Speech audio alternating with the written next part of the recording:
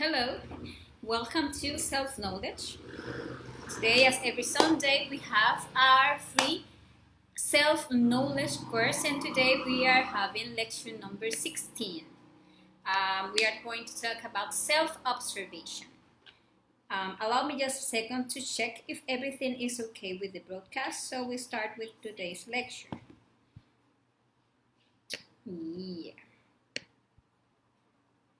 So, as I said, today we will explain what is self-observation, how we can get to observe ourselves to make radical changes in our inner world. Self-observation is actually the greatest capacity that we could develop, because if we learn to really observe ourselves, let me fix something here.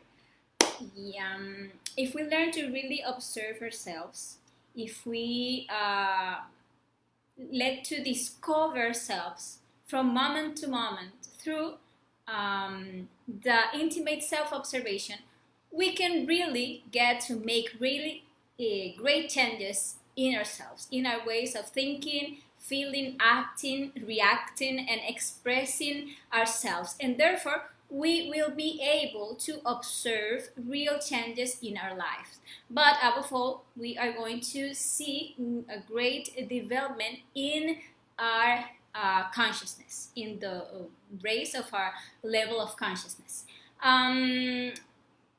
But if we are only, or if we continue only observing the outside world, as we have done so far, observing what others are doing, we will never be able to generate change, since the only person that we can change is ourselves.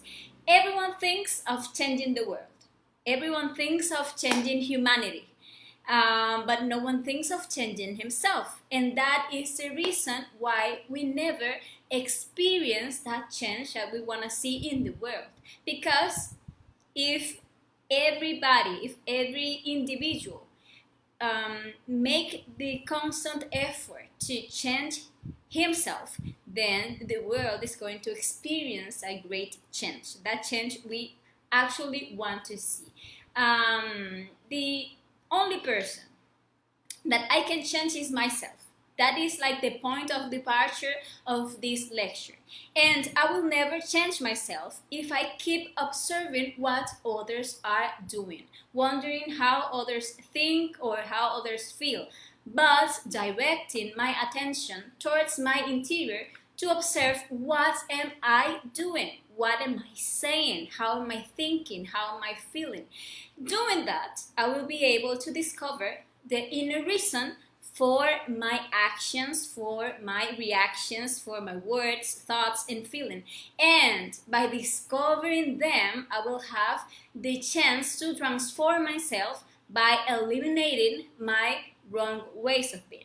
And the only way I can find all this that I need to change inside of me is by practicing self-observation, to get to know myself and to start by discovering my inner world. So let's start explaining what self-observation is, but by comparing it with that we usually think it is. Because we can think we know that what is self-observation, but we are going to see that neither knowing nor thinking is the same as self-observation. It's something different.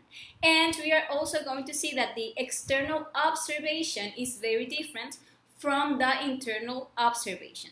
Therefore, I invite you to analyze and reflect on this topic that we are bringing today to reach a clear understanding of what self-observation really is and begin to practice it actively in your lives. So let's first see this. Knowing and observing are different. Many people confuse self-observation with knowing, and it is actually quite different. We can say we know a lot of things, from our country to our body, but that doesn't mean that we are really observing it. For example, we could know that We are sitting on a chair in a room, but this doesn't mean that we are observing the chair, right? We know that at any given moment we can be in a negative inner state, perhaps with any problem or any worry about this or about that. But this doesn't mean that we are observing that inner state, that we are observing that worry. Or, for example, we could say that we dislike a person because we say we know him and we know he's a very aggressive person, for example. But have we ever observed, for example, the causes why that person always reacts with anger? Have we observed maybe the fear behind it? And we just reject that person because we think that we know him without having ever observing that person. But if instead of rejecting people or feeling antipathy for them, we use that situation as an opportunity to observe ourselves, and we observe in ourselves our aggressiveness, our anger, we could see that the causes of this anger lies in fear, in accumulated pain that we want to hide by putting an armor of strength or of rudeness.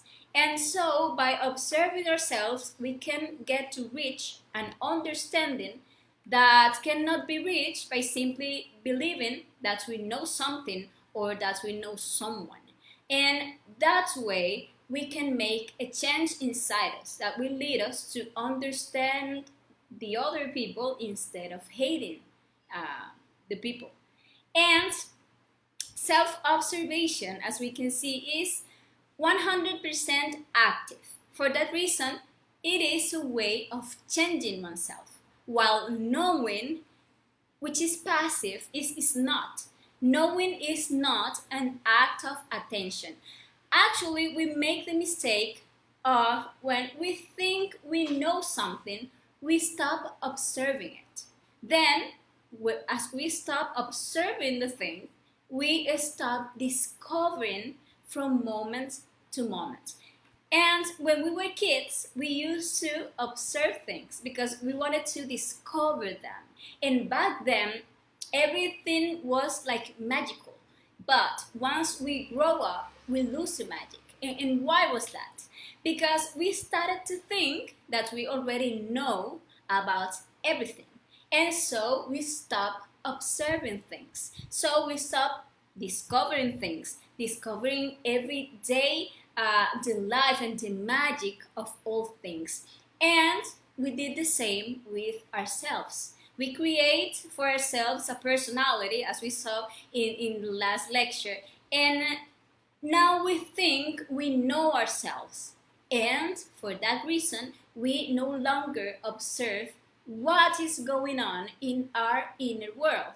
And that is where we can find our mistake. Because actually, it is in our inner world where the real knowledge about everything, about the universe and the gods, resides. So if we stop observing ourselves, if we stop discovering ourselves, we will never get to really know ourselves. The attention directed towards our inside is certainly something positive. It is something active that lead us to discover ourselves at any moment, in any given circumstance. When we start to observe ourselves, every situation that we live in life becomes a chance to discover ourselves, to discover those ways of being that lies in our interior, and to discover our different ways of reacting in the causes of those reactions, and then to make a real change. So we are not going against people or situations anymore, but against every wrong way of being that we find in our interior. That is actually the purpose of our existence, to really get to know ourselves. But as we get fascinated with the external world, with people and situations and everything, then we forgot to look for the truth that lies inside of us. And we can see by self-observing that in our interior lies too many ways of being. Actually, or I can put an example, when in a situation that we find someone that we dislike, or that we say that we hate that guy, and sometimes we don't even have a real reason for hating the person, but whatever. When we are in that situation, if we observe ourselves, one notice the multitude of thoughts that accumulate in the mind. And we can actually, if we observe ourselves in that situation, when we have to deal with someone that we just dislike, we can actually hear the group of voices that speak and shout within our head. We can actually hear what they are saying. We can feel, if we observe ourselves, all the unpleasant emotions that emerge within us, all the things that we are saying against a person, that we are feeling against that person, etc. And we can actually even discover the unpleasant taste that all this situation lives in our psyche. And in such a state, we can get to realize that internally we are treating that person very, very badly. But to see all this, it unquestionably requires that we intentionally direct our attention inward. In that way, we can get to discover all those ways of being, all those details, for example, in this case of my anger, that are manifesting at that given situation in my human machine. And when we are observing ourselves, we can get to experience that our attention gets divided between the observer and the observed. The observer is always our consciousness, that 3% of free and conscious essence that we all have will always be like the observant side, while the observed side will be our thoughts, our emotions, our sensations, our desires, our reactions, etc., where the remaining 97% of our essence lies trapped within all our psychological defects. So we can see that self-observation actually requires a dynamic attention. It requires that we put our conscious part into activity at every moment, so that this conscious part in us acts as the observer of what is moving in our inner world. Actually, that is the work, that is the self-observation, that our conscious part enters into activity to observe what is moving on inside of us, to observe our ego. And we can see then that knowing and observing are actually quite different. But also, we need to differentiate between what is to think and what is to observe. Those are different things. You can see that anyone can think about himself however he wishes. But this doesn't mean that he's actually self-observing. I could think about myself, for example, that I am a loving person. I could actually think that. But probably I haven't observed that besides that loving acting that I have, hides a fear of being lonely. I haven't observed that side. Or that besides my loving attitude, actually hides tyranny, because now that loved one cannot simply unlove me, or cannot leave me whenever he just wants to, because if he do so, I will cry, I'll feel miserable, and I will try to make him feel miserable. So if I get to observe all this that is hiding in this loving self that I have, actually I'm going to find that I'm not really that loving person that I think I am. Or I can get to realize that I just think that I'm a loving person, but actually I haven't observed that side of me. Or I could think about myself that I am, for example, very honest, and that others are thieves. The government with their taxes, or the service companies, or the bankers, or the one that I saw in the news that stole from a store. Those are the thieves, but I am very honest. But actually, have I observed my thief eye? Have I observed it when or how I owe someone something that he lent me, or some money for a long time now, and I haven't paid him because I think he forgot, or doesn't need it, or that he can wait anyway. So I haven't observed that. And I don't observe my thief eye when I seek to take advantage of a business, or when I find a bill or a thrown coin, and I take it, even knowing that it doesn't belong to me. So actually, we can see that we can think about ourselves whatever we want, but this doesn't mean that we are actually self-observing. Self-observation is to get to observe our different eyes in action, to discover them in our mind, to discover them in our emotions, to discover them in our sex, to comprehend that in each of them is a portion of our consciousness. All the details of our ego have trapped a part of our consciousness.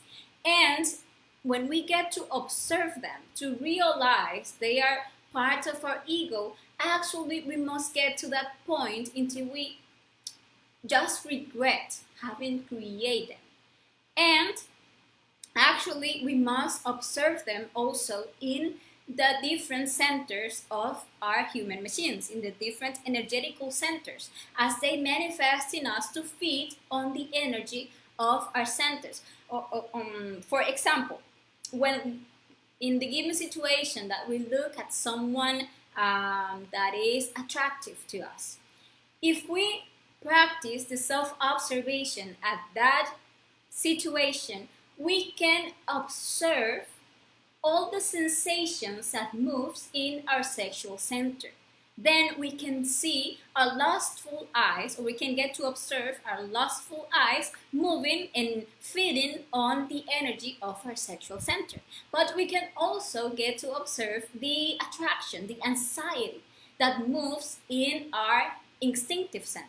Or we can get to observe the feeling of love and that feeling of desire moving on our emotional center. You know, those butterflies in our stomach that actually are lustful eyes wasting our emotional energy. That is what those butterflies are. And in that situation, we can also get to observe our mind, to observe our intellectual center, and we can observe how we begin to idealize that person, to fantasize the scenarios where we are doing what we want with that person. And if we get to observe our motor center, we can get even to hear the orders that our different lustful eyes are giving us to do this or to do that, or to talk to that person, or to show ourselves so that person get to notice us. And actually, while observing ourselves, we can get to discover all of this. That is being in a self-observation state. And that is how we should be from moment to moment. So we come to discover ourselves. So we will see within ourselves, while observing, we can see the entire train of thoughts, of emotions, desires, passions, discourses, because our mind talks and talks like a parrot, but we can even find our morbidness. We can find our beds of pleasure, our scenes of lasciviousness, and etc. And for any eye that we discover, we must judge them to understand that it's not our consciousness manifesting, but that is our ego, that it is actually a defect that is stealing our energy, and therefore it must die.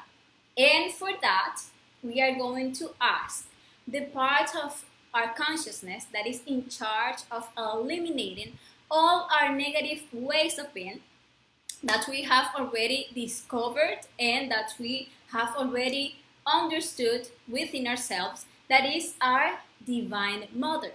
And we must ask our Divine Mother to eliminate this I from us. If we discover a detail of anger, or a detail of envy, or a detail of bitterness, or lie, or lust, as I was saying, I must ask my Divine Mother, eliminate this defect from me, and I am going to experience how that real change is going to start taking place inside myself.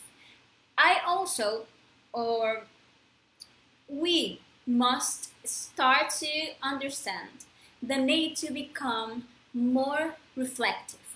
Not only act to act, no longer simply continue to do the will of each of our psychological defects, not to continue simply to satisfy each desire, because until now that only has helped us to continue in this unfortunate state of unconsciousness in which we find ourselves.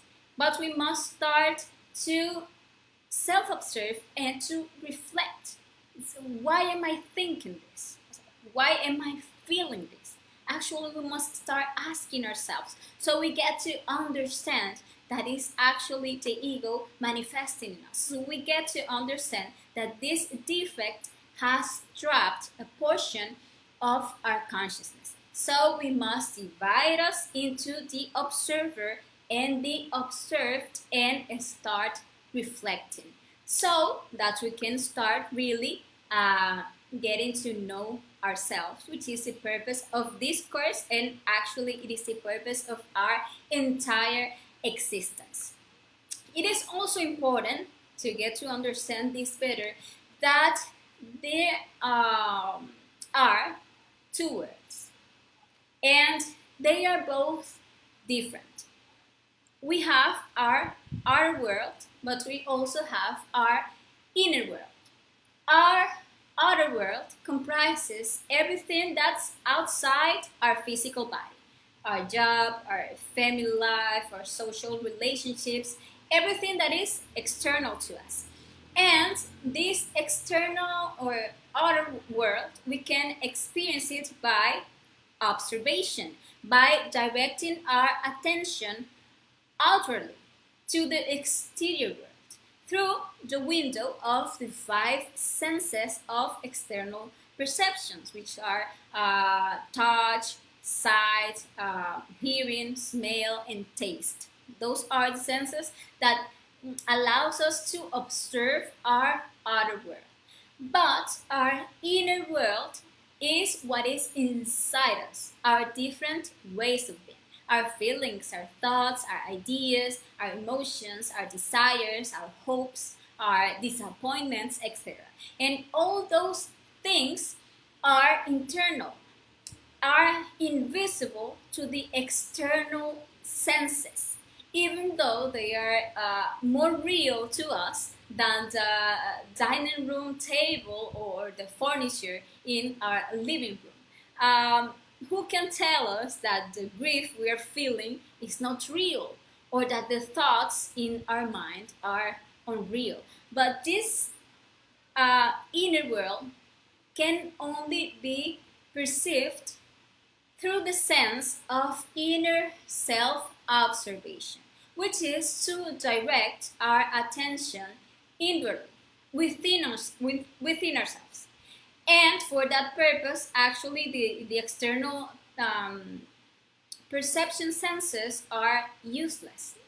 But this sense of self-observation, that is actually our third eye, is currently atrophied in most people by lack of use. Because we have become, as I said, just so fascinated with this outside world, and we get to believe that all that is outside of us is what is important, and we make the mistake of believing that happiness, or that happiness that we long for so much, we would only find it by getting something external. And we forgot that it was actually the opposite, since the external is only a reflection of the internal. And what is inside us is what will attract the different circumstances in our life. But as we start using this third eye, this a sense of self-observation, this will progressively develop. And actually, it will enter into activity like more and more. At the beginning, we can get to observe maybe one or two ways of being in I don't know, in 10 minutes. But actually, when developing this sense of self-observation, we are going to get to explore within ourselves more and more, and to find all the details of our ego manifesting. Just in 10 minutes, we can find like a lot of ways of being that manifest at every moment, so that actually we are not able to observe them, because this sense is actually, as I said, atrophied by lack of use. The two, the inner and the outer worlds, are verifiable from experience. The outer world is the observable, while the inner world is the self-observable. And the more that this inner world, that is called oneself, is explored, the more we get to understand that we are actually living simultaneously in two worlds, in two realities, the external and the internal one. And as I said, these two worlds are verifiable from experience. And for the external verification of all the external phenomena of this exterior world, we have, for example, the official science.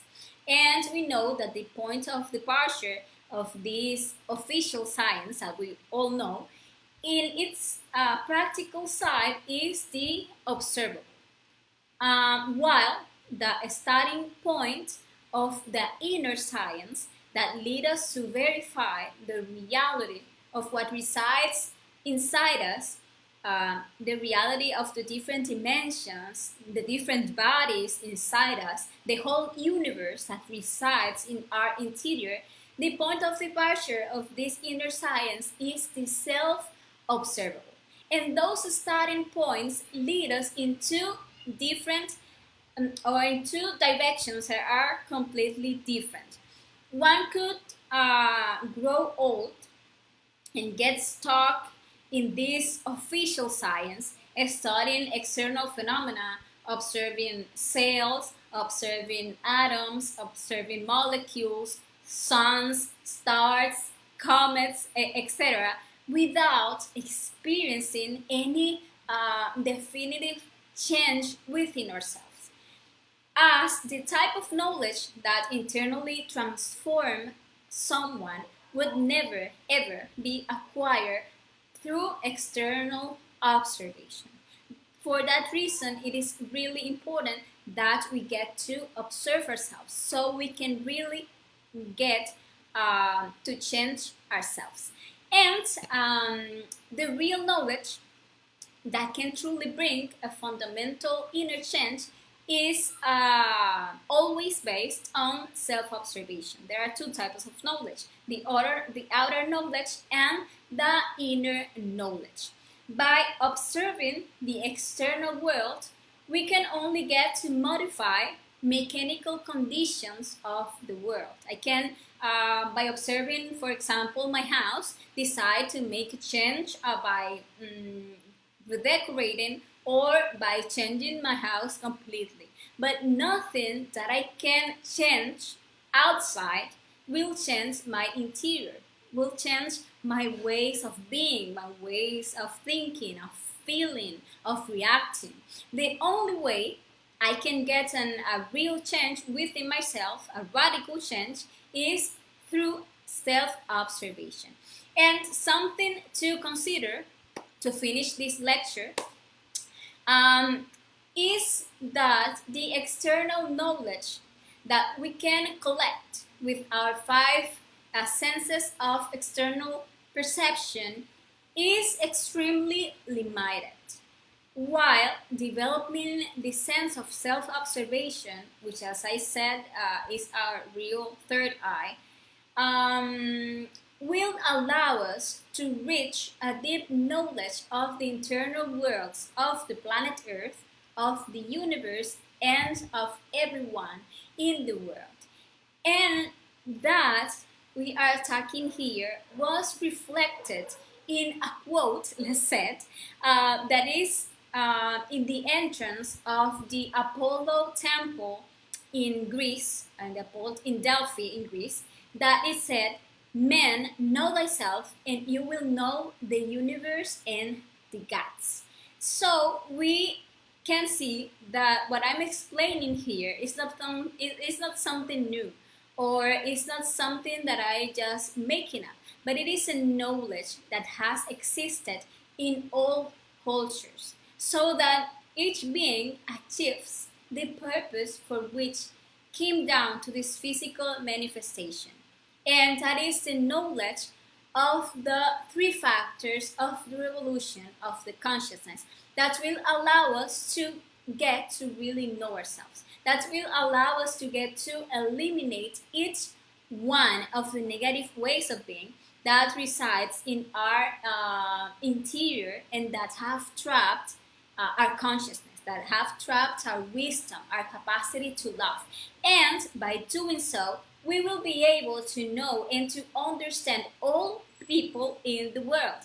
But these three factors that we explain in this course will also help us to release and save all the energy that we need to create our internal bodies that will allow us to have a presence in the higher dimensions of nature, and investigate with these bodies all the objective knowledge of the entire universe, of all science that resides within each one of us. Actually, it will allow us to belong to superior races of awakened consciousness, and it will allow us to develop all the ability to love that is latent in each one of us, so that we can rejoin the absolute where only the law of love governs. I actually invite us to put self-observation into practice from moment to moment,